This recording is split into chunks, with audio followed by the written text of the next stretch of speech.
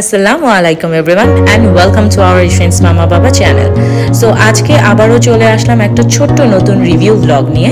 সেটা হচ্ছে আজকে আমি রোজা ছিলাম, তাই আমার আজকে বাসায় একদম মন চাচ্ছিল না ইফতারটা করতে, তাই ভাবলাম যে বাহিরে কাছাকাছি কোথায় করা যায়, তাই চলে গেলাম রূপায়ণে এবং ওয়েক অ্যান্ড বেক ক্যাফেতে।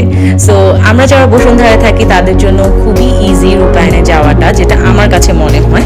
এবং যেহেতু জ্যাম ট্যামও পড়ে না, তাই আমরা এক চান্সে রিক্সা দিয়ে গাড়ি দিয়ে যেভাবেই খুশি আমরা যেতে পারি, কারণ ওদের পার্কিং এর ব্যবস্থাও আছে।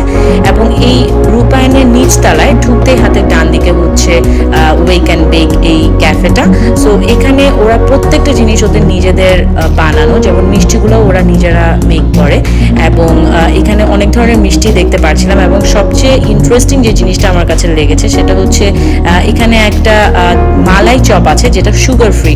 সো যারা আপনাদের কারো যদি পরিচিত কারো যদি আল্লাহ মাফ করুক ডায়াবেটিস হয়ে থাকে, সো তাদেরও তো মন চায় মিষ্টি খেতে, তাই যেহেতু সুগার ফ্রি আছে সো ইজিলি খাওয়া যাচ্ছে।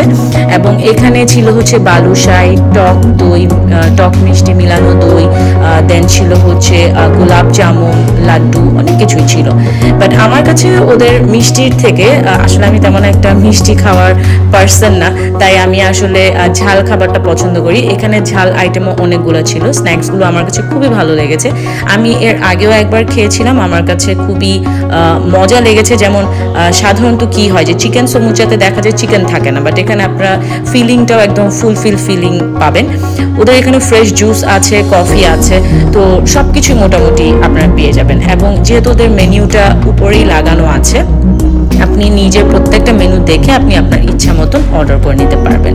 এবং এটা কিন্তু পে ফার্স্ট না, আপনি চাইলে আগে খেয়ে, যেমন আমরা যেটা করেছি, আমরা খেয়েছি দেন পে করেছি। এবং ওদের ওখানে যেহেতু একটা বসার জায়গাও আছে, তাই আপনারা ইজিলি সবাই মিলে, ফ্রেন্ডরা মিলে যেয়ে বসতে পারেন, অথবা একটা কফি ডেটে যেতে পারেন, যেটা আমি আর অনেক ইফতার ডেটে গিয়েছিলাম। সো ওখানে আমরা ইফতারটা শেষ করলাম। এবং এই যে সরিষার তেলটা, এটাও কিন্তু ওদেরই বানানো, এবং ওদের ঘিটাও ওদের তৈরি করা। মিষ্টি আপনাদের বানানো, মিষ্টি আমাদের ফুড আইটেম, বেকারি আইটেম, শাকসবজি, মাছ মাংস সবই বানানো। শাকসবজি, মাছ মাংস সবকিছু অর্ডারিং করতে হবে।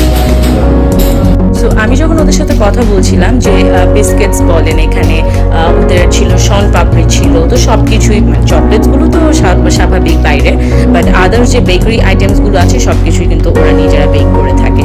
এবং যেটা আমি ওদের থেকে শুনলাম যে ওরা মাছ মাংস শাকসবজি এগুলো অর্ডার করলে এনে দেয়। আপনার ওদের পেজ আছে ও নেচার, সো আমি ওটা ট্যাগ করে দিচ্ছি আমার ব্লগের ডিসক্রিপশন বক্সে। সো আপনারা চাইলে ওদের পেজে ঢুকে ওদের সাথে ডিরেক্টলি কন্ট্যাক্ট করতে পারেন। অ্যান্ড অলসো ওদের আরও একটা ওয়েবসাইট আছে, ওয়েবসাইটটাও আমি পারলে ডিসক্রিপশন বক্সে আপনাদের সাথে শেয়ার করে দিব। সো আপনারা চাইলে ওখানে গিয়েও ওদের সব কিছু অর্ডার করতে পারেন।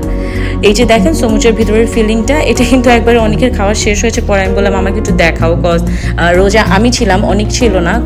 আমি সবার সুবিধার্থে অ্যাড্রেসটা আবারও এক্স্যাক্টলি ডিটেলস ওয়াইজ বলে দিচ্ছি। সেটা হচ্ছে যে এটা হচ্ছে রূপায়ণে, সেটা এসকে ডেকোরের অপোজিটেই। সো যদি আমি ক্লিয়ারলি বলি, সেটা হচ্ছে কেউ যদি আমরা 300 ফিটের রোড দিয়ে আসি, তখন যে গেট দিয়ে আমরা বসুন্ধরায় ঢুকতাম, সেখানে ঢুকলেই দেখবেন হাতের বাম দিকে পড়বে রূপায়ণটা।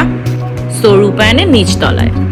আজকে ইফতার করার জন্য আমি এই ঝাল আইটেমগুলো থেকে একটা বিফ প্যাটিস এবং 2টা চিকেন সমুচা নিয়ে নিয়েছি, এবং খাবারটা অনেক ইয়ামি ছিল আলহামদুলিল্লাহ।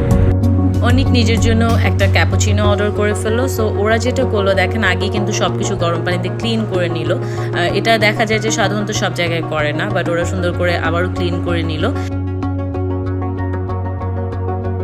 সো আমরা যারা বসুন্ধরায় থাকি তাদের রিজনেবল প্রাইসের মধ্যে যদি কোনো ক্যাফেতে যেতে মন চায়, আমার কাছে মনে হয় যে পার্কিংয়ের সুবিধার কথা চিন্তা করে হলেও এনভায়রনমেন্ট অ্যাম্বিয়েন্সের কথা চিন্তা করে, এবং মোস্ট ইম্পর্টেন্টলি প্রাইসের কথা চিন্তা করে হলেও কিন্তু ওয়েক অ্যান্ড বেক ক্যাফেটা বেশ ভালো একটা জায়গা।